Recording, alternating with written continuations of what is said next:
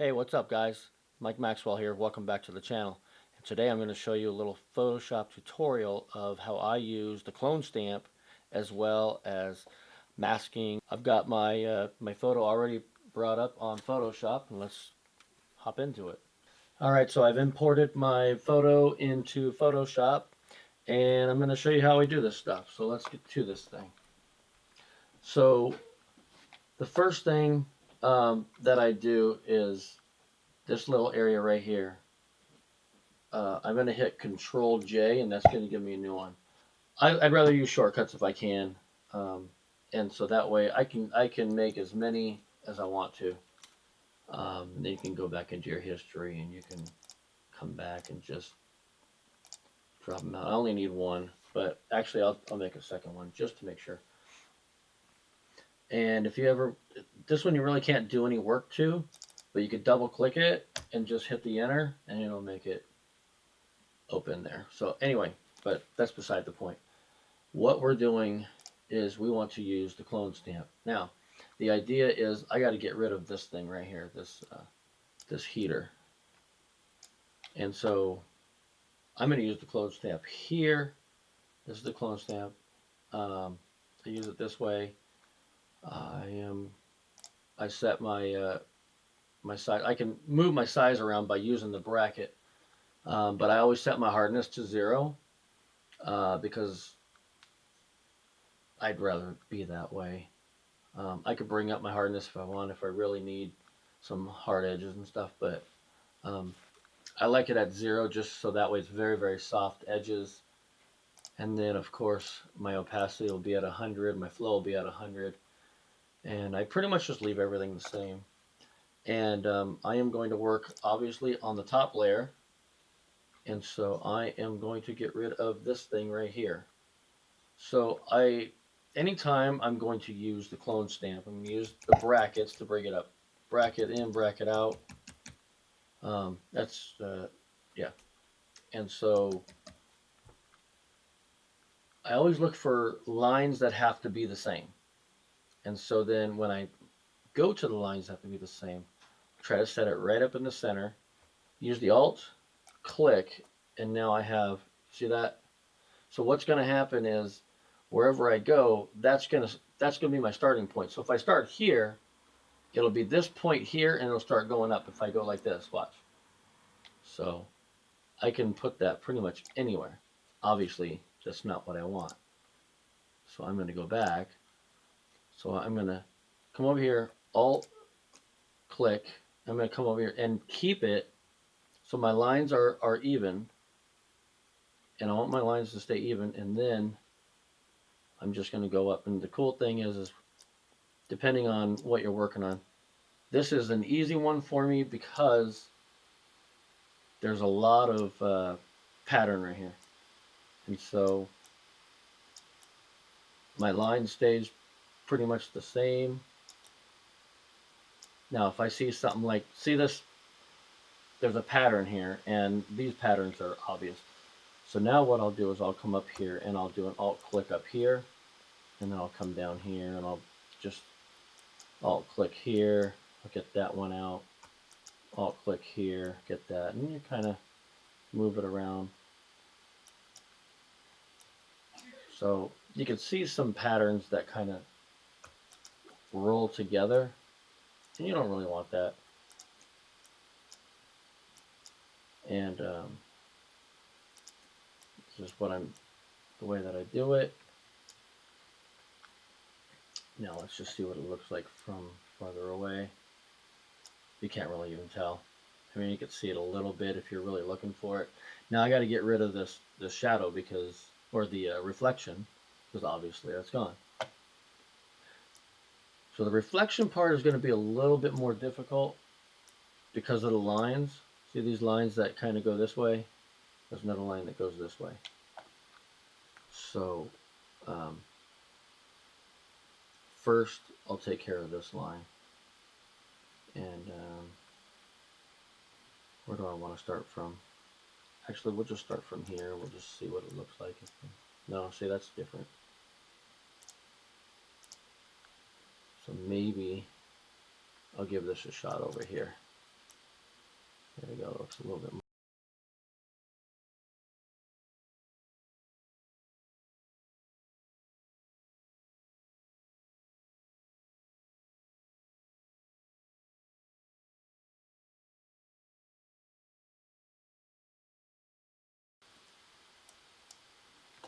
Let's see what that looks like, guys.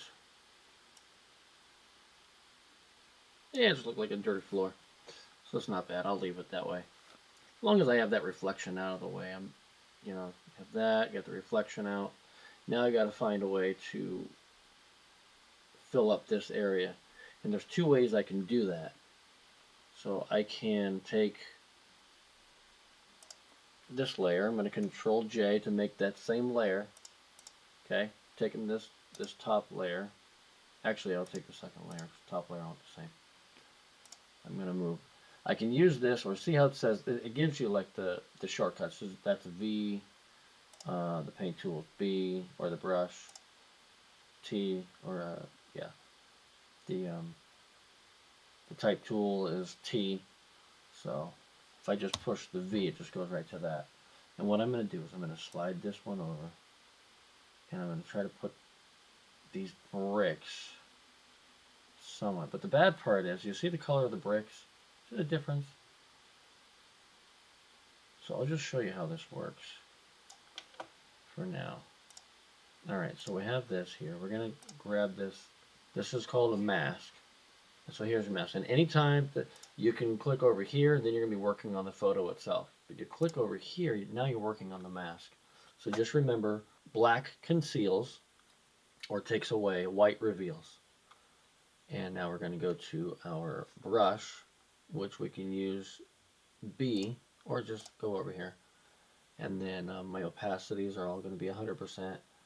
And I am using hardness pretty far down there to very soft.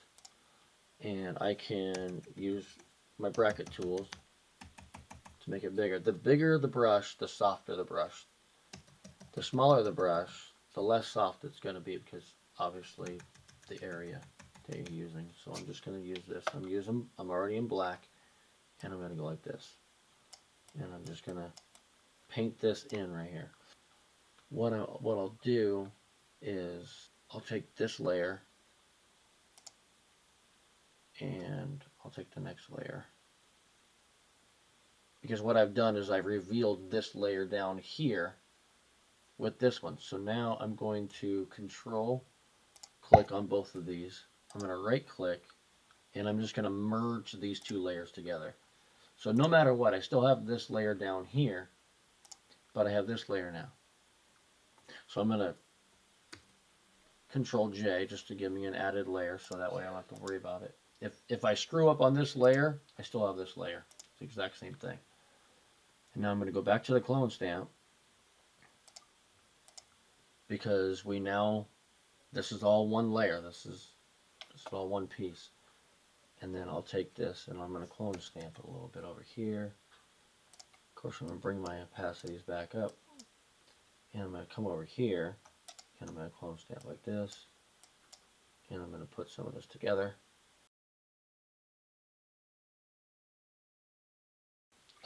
It won't look like I did a mask on it. I'm trying to blend this thing in by using the clone stamp. I'm sure there's other ways to do it. I'm sure other guys have different ways to do certain things. This is my way. So my problem with that is you can kind of see like a little, it looks like a shadow now, and I don't like that. So I want some of the lighter stuff. And so we're gonna make it a little bit smaller here. So we're gonna work a little bit closer.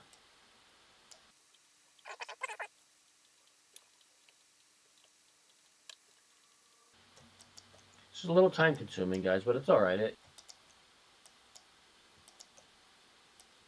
with these little things. Now, there's probably not going to look like, yeah, it doesn't really look like there's a shadow anymore. So I just got to work on this bottom down here. Get this thing set up.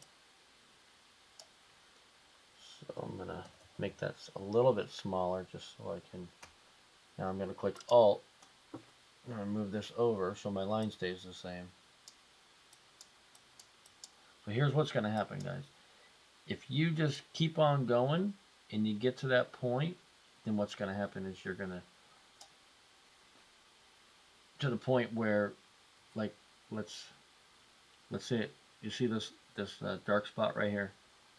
So I'm going to go right from here, and it's going to give me that dark spot again, because that's all it remembers. But now, so that's how that works.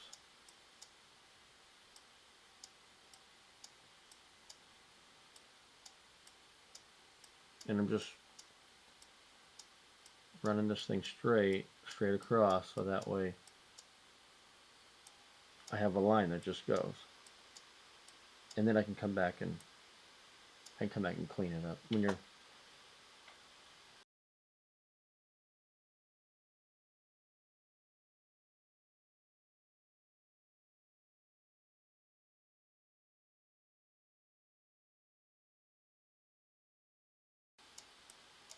And that's the way that I do it, guys, is just try to keep it simple.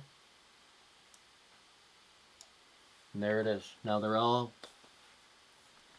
right on the back wall. And so it's pretty basic. Some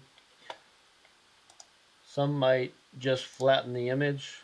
If you flatten the image, it's going to make it a little bit of a smaller file size. Now I'll go up here and I will save as, or Control Shift S, whichever you prefer. I'll save as, and then the photo that I'm using was this one, so I'm just gonna, just so that way I have that, I'm just gonna make it a -1, and I'll save it in there. It's gonna ask me how do I want to save it, and I don't want 6 megs, but I usually go to 9. 9 is really good. 9 will hold everything together for you. It stays that high, and then I just click OK. And that's it, guys. That's the simplified version of how I remove something in my photos for pretty much anything. So I hope you guys got anything out of this. Let me know in the comments below. And if you liked it, yeah, give me a like. If you didn't like it, hit that dislike button. Hit it twice. Subscribe to my channel. I really appreciate it. I'll see you guys on the next one. If you guys like these type of tutorials, let me know. Come back, go check out some of my other my other videos out here, and I'll leave some in at the end card. We'll talk to you guys later. What's up, guys? Mike Maxwell here with another tutorial, Photoshop, and also how to use the. And today I'm going to bring you Photoshop tutorial of,